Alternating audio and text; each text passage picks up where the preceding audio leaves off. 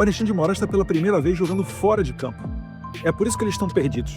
Dá de ombros e tá abrindo um inquérito contra mim, para tentar me pressionar. Dá de ombros e tá vendo se formar narrativa para tentar prender o Jair Bolsonaro, né, tal qual terroristas fazem quando sequestram reféns dos familiares dos exilados que denunciam as violações dele no exterior. Alexandre de Moraes não deve estar passando nem Wi-Fi, gente. Sejam bem-vindos, o meu nome é Bruno, deixe o seu like e inscreva-se no canal.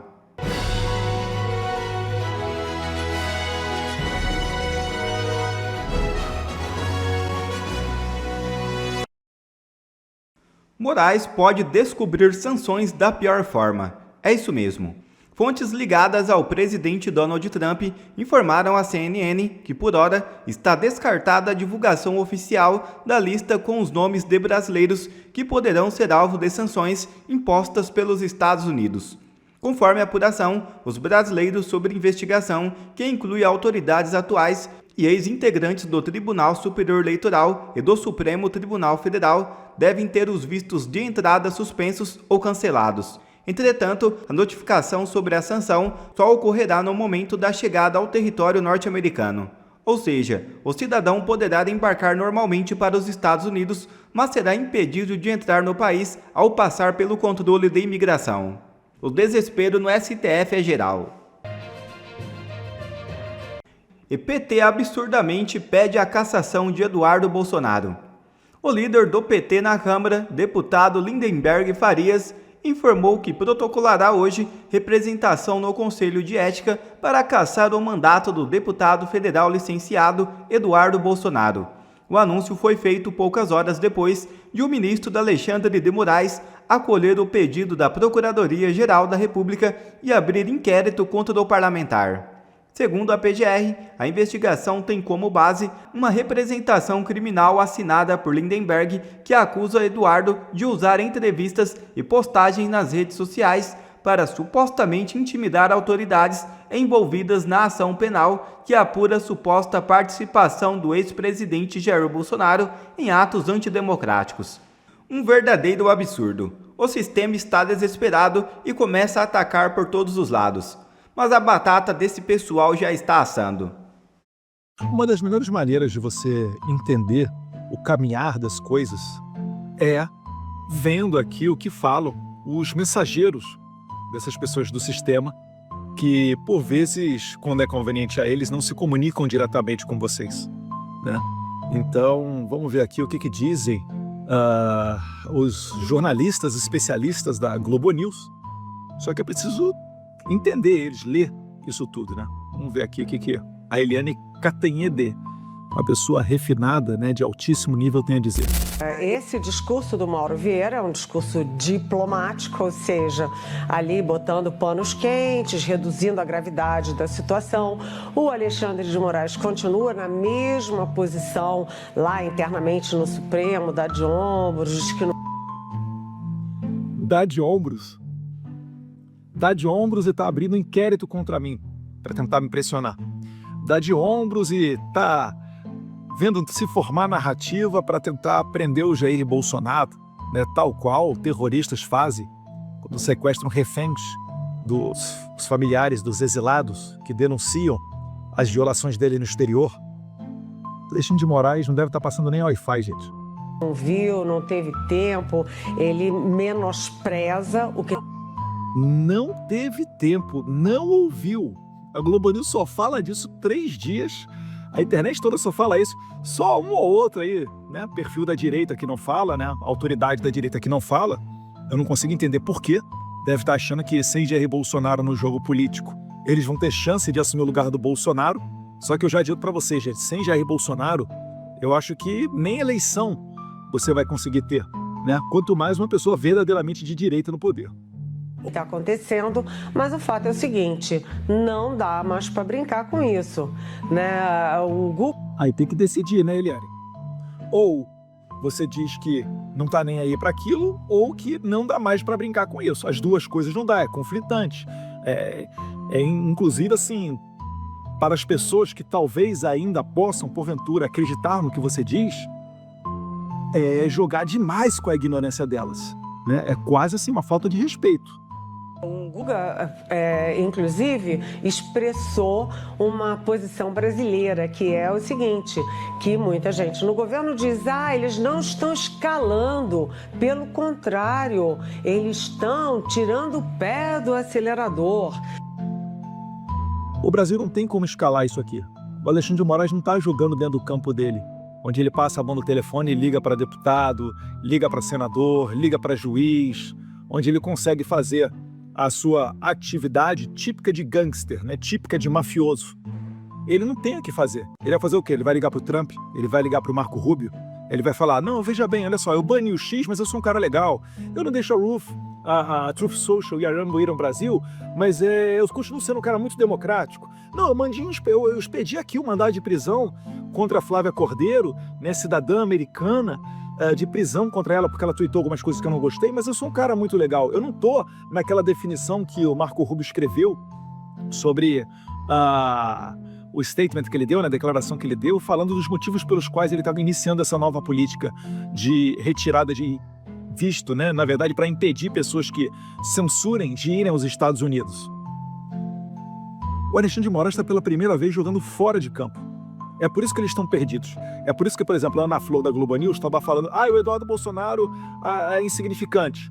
Aí no outro dia ela volta, não, o negócio não é bravata não, é sério. Aí a LNKTD fala, não, ele tá dando de ombros, né, Alexandre de Moraes não tá nem aí. Não, mas tem que ser parado lá o Eduardo Bolsonaro. Eles não conseguem se acertar, é baixa inteligência até para você conseguir formar uma narrativa. Por quê? Porque a ameaça primeiro começou com o Eduardo Bolsonaro dizendo, olha, a batata do Alexandre de Moraes está esquentando. E você esqueceu, Eliane, de falar também que eu também disse, muita gente vai ver o Mickey Mouse só através das lentes do Alan dos Santos. Isso aí deve ter quase um ano já. Mas eu tô feliz que você já fez uma busca nas minhas redes sociais e já viu um pouquinho do que eu tô falando do Alexandre de Moraes. Legal. @BolsonaroSP, tá, pessoal? Depois vem o Marco Rubio, que não é o Marco Rubio, não é um deputado qualquer, é o Marco Rubio. Não é um deputado qualquer, é o Marco Rubio. Secretário de Estado, dizendo que, sim, há uma grande possibilidade do Alexandre de Moraes sofrer sanções, né? Só que essas sanções seriam com base na lei Magnitsky. Calma aí, se der para rebobinar e botar essa parte mais uma vez, só com a Eliane na tela, Magnitsky. Sensacional. Muita gente na Globo News está aprendendo a falar.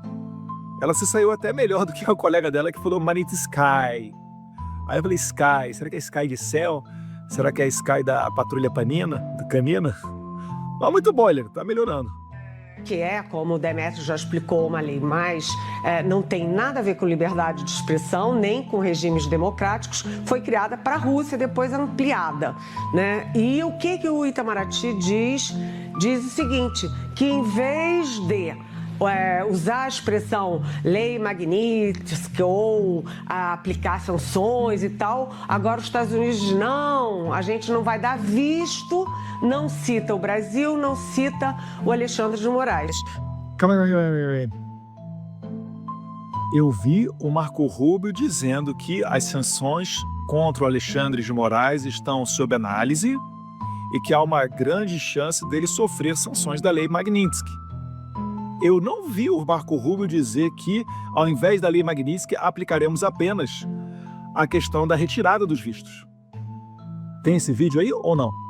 Não tem, né? Do Marco Rubio falando que só vai aplicar a retirada de visto, né? Então, ela está fazendo um exercício mental, não é nem de flexibilidade, né? Isso aqui não é nem ultrapetita, é extrapetita. Ela está indo além da realidade para tentar dizer que está tudo bem, que está tudo tranquilo, quando na verdade não está. Então, podem ter certeza, segue essa análise dentro do governo americano para sancionar não só o Moraes, mas várias outras pessoas que se envolveram em censura, em atividades de violações de direitos humanos.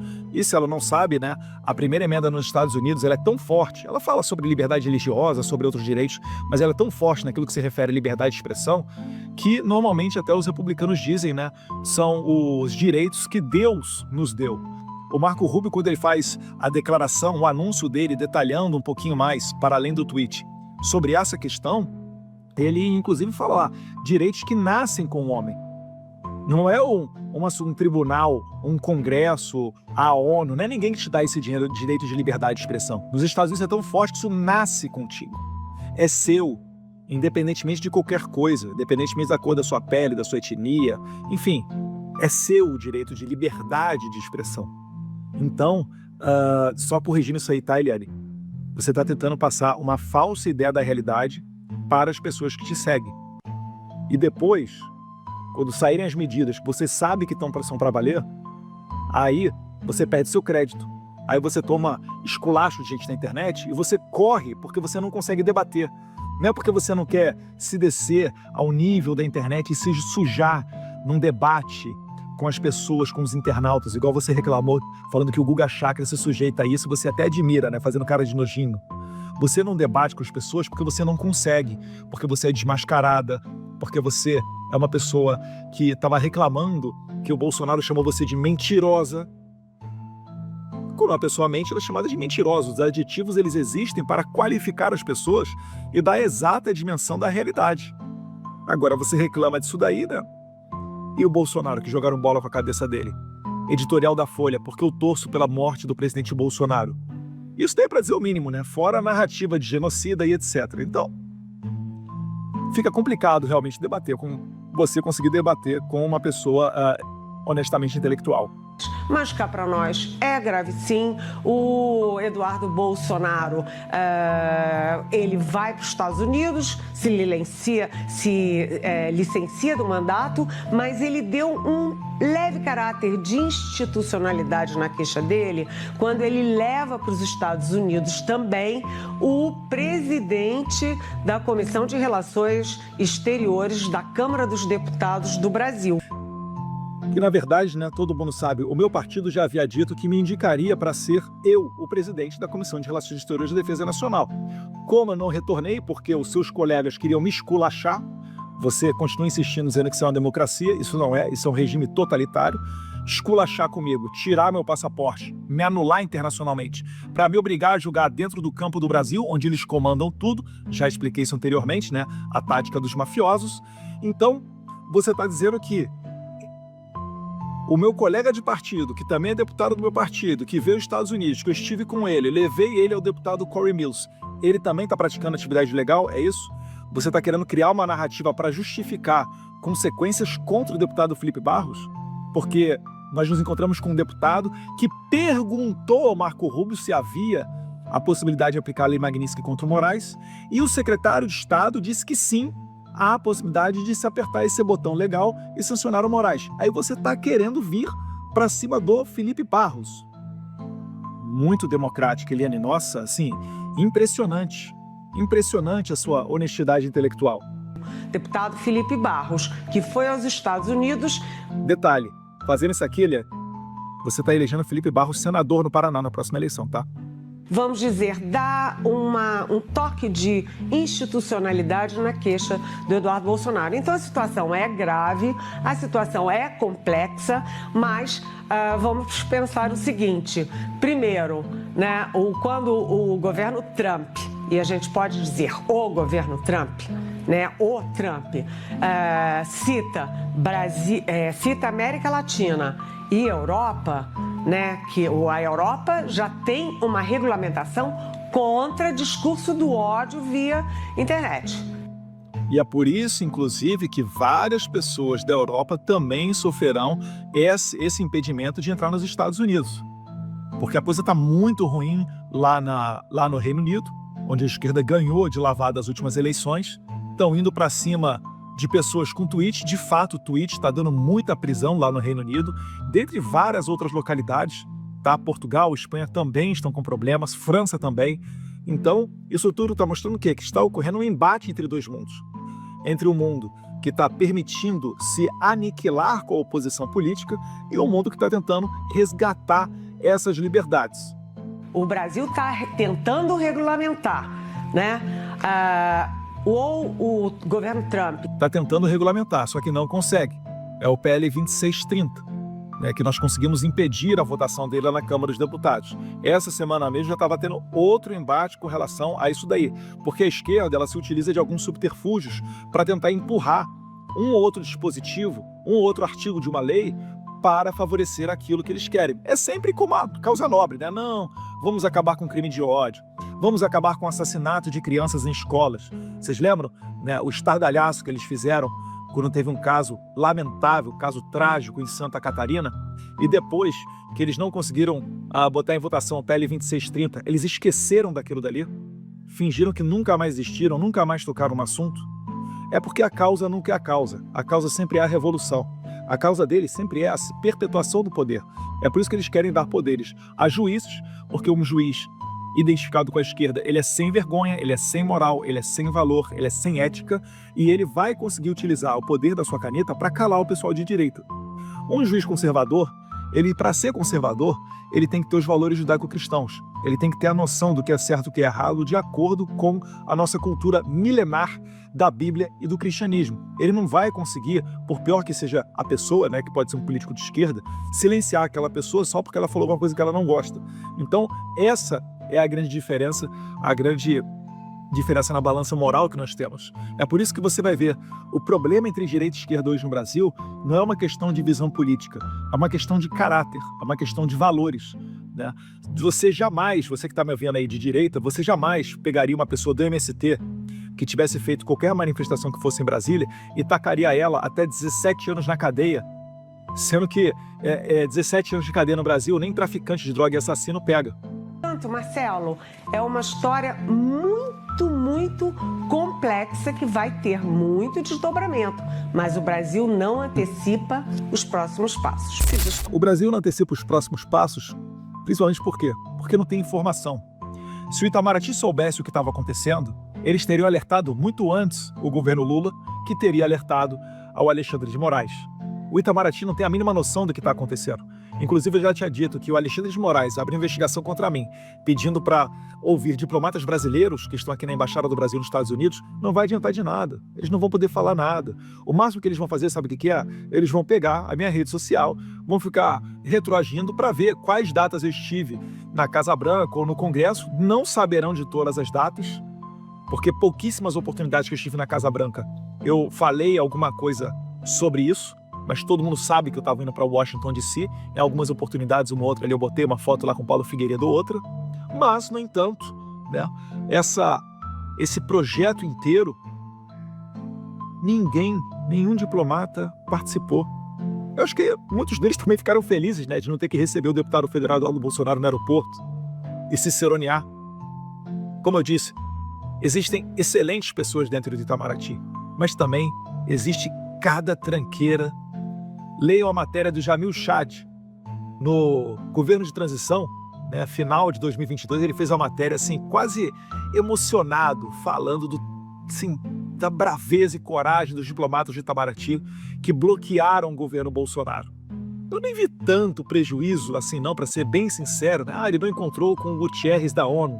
A propósito, né, o secretário-geral da ONU, 01 da ONU, Antônio Guterres, português, a sua chefe de gabinete foi a nossa atual embaixadora do Brasil nos Estados Unidos.